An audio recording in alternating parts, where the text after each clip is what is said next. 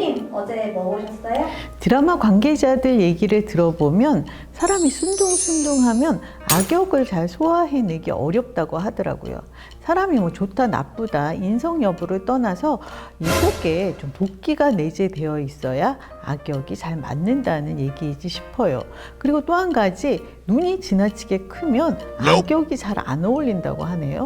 이게 눈을 부릅뜨는 경우가 많잖아요. 그런데 클로즈업 업을 하면 너무 지나치게 부각되니까. 그런데 배우 김소연 씨는 착하다고 소문이 자자한데 눈도 더할 나위 없이 크고 예외죠. 김소연 씨가 2000년자 MBC 2부의 모든 것의 허영미에 이어서 무려 20년 만에 두 번째 인생 캐릭터 SBS 펜트하우스의 천서진을 만났습니다.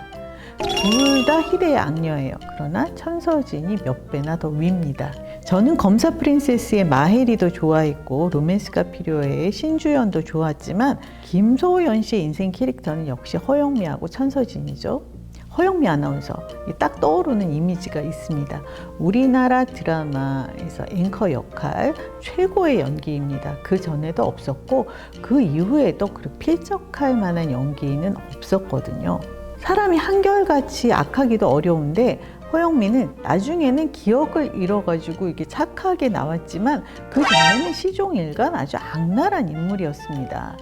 근데 이 문제는 영미 때문에 선미가 그 주인공이에요. 채림 씨가 맡았는데 선미가 존재감을 잃었다는 거였죠. 이렇게 악한 캐릭터가 선한 캐릭터를 뛰어넘는 매력을 발휘하는 경우들이 간혹 있어요. 하얀 거탑 김명민 씨가 맡았던 장준혁이 그랬고, 선덕여왕에서 고현정 씨가 맡았던 미실, 또 왔다 장보리의 연민정도 그렇죠. 이유리 씨가 연민정 역할로 2014년 MBC 연기대상에서 대상을 차지했습니다. 당시에 그렇게 극악한 그 악역에게 대상을 줘도 되는 것이냐 갑론을박이 일었는데 결국 시청자 투표로 책임을 미뤘던가 아마 그럴 거예요. 2020 SBS 연기대상도 스토브리그의 남궁민 씨가 워낙 막강하고 또 그 드라마 이미지가 좋았잖아요. 그래서 그렇지 김소연 씨의 대상 수상도 기대해 볼만 했었죠. 비록 제가 좋아하지 않는 드라마이긴 하지만 김소연 씨의 연기력만큼은 인정 아니할 수가 없습니다. 근데 저렇게 악역을 잘 소화해내는데 실제로는 착하다고? 연예계 생활이 몇 년인데 그렇게 순둥순둥하다고?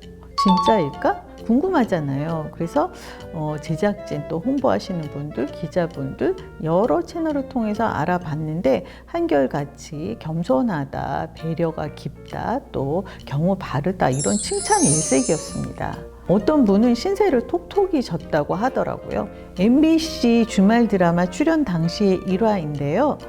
제작 발표회가 끝나고 연예 정보 프로그램 인터뷰 일정이 잡혀 있었다고 합니다.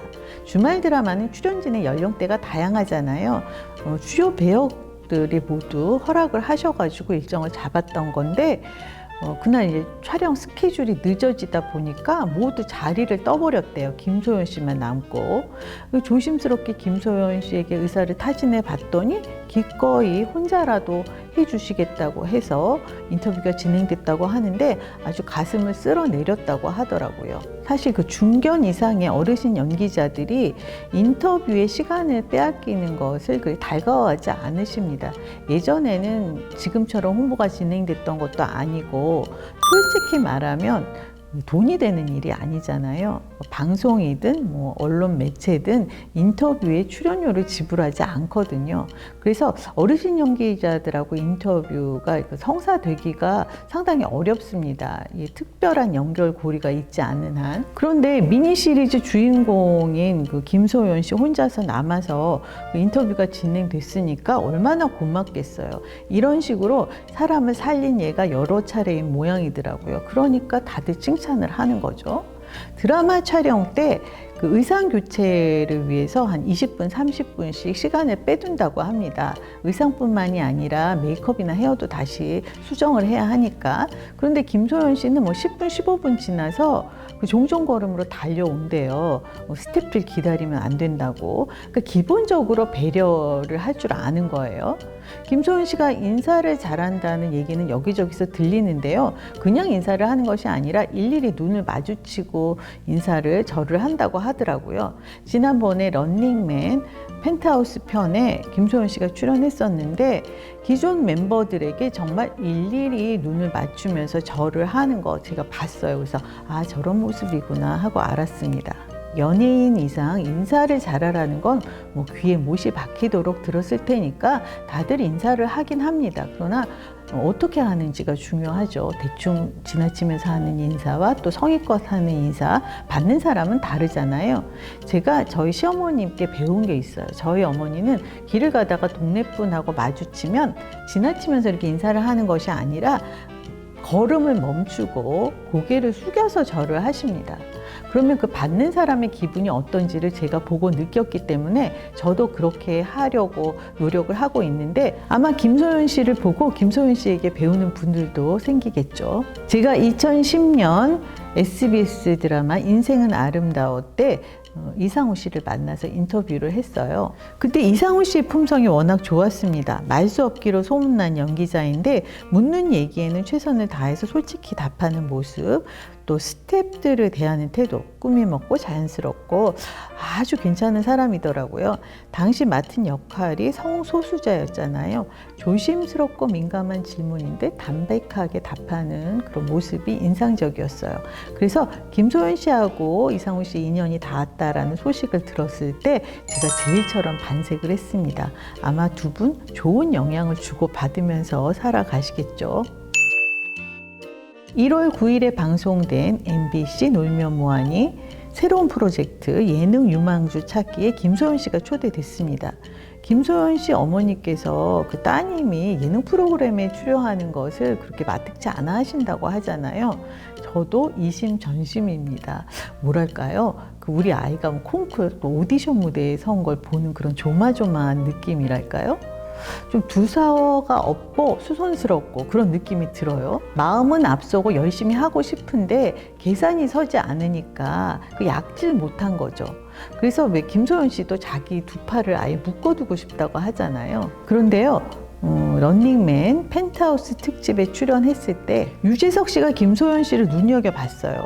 예전에 해피투게더에 출연했을 때도 최선을 다하는 모습을 신기해했는데 이번에는 더 유심히 보더라고요. 순수하면서도 열정적인 찐 리액션, 그때 키울 마음을 먹지 않았을까 합니다. 소연 씨 계속 예능 해야 되는데 진짜 재밌네. 이런 그 유재석 씨의 혼잣말이 오디오로 몇 차례나 들렸어요. 저는 리얼리티, 버라이어티 프로그램을 볼 때 그 메인 화면, 그 외곽의 움직임을 주시하게 됩니다. 카메라 앵글에 걸리지 않는다고 판단될 때 하는 행동들이 있거든요. 그때 인성이 드러나기도 하고요. 이번에 런닝맨에서는 김소연 씨가 앞으로 나서지 않고 한 발짝 뒤로 물러서 있었는데 모든 출연자들의 말과 행동에 다 반응을 하더라고요. 그리고 누군가에게 패가 되는 거를 두려워하고 이기는 거, 누구한테 승리하는 거를 못 견뎌하는 품성이더라고요. 그런데 어떻게 그렇게 악역을 잘 해낼까요? 많은 분들이 알고 계시겠지만 런닝맨의 송지효 씨, 전소민 씨, 유재석 씨가 마음 먹고 캐릭터를 만들어서 키워준 그런 분들이죠. 누구처럼 생색을 내지는 않지만 슬슬 자극하고 격려하고 조련해서 예능에 자리 잡도록 도움을 많이 줬죠. 그래서 유재석 씨가 어떻게 하려나 추이를 살펴보고 있었는데 놀면 뭐하니 예능 유망주 찾기로 불러냈네요. 이날 놀면 뭐하니에서 펜트하우스 속 천서진의 명연기 몇 장면을 보여줬는데요. 제가 펜트하우스 손절을 선언해서 안 보잖아요. 놀면 뭐하니에서는 천서진의 연기만 모아서 보여주니까 부담 없이 볼 수 있었는데 이건 뭐 가히 명연기더라고요. 2000년에 그 허영미 아나운서로 제가 주목하기 시작했는데 20년이 훌쩍 지나서 이제는 우리나라 드라마 역사의 길이 남을 명연기를 선보이게 된 김소연 씨. 제가 다 뿌듯합니다.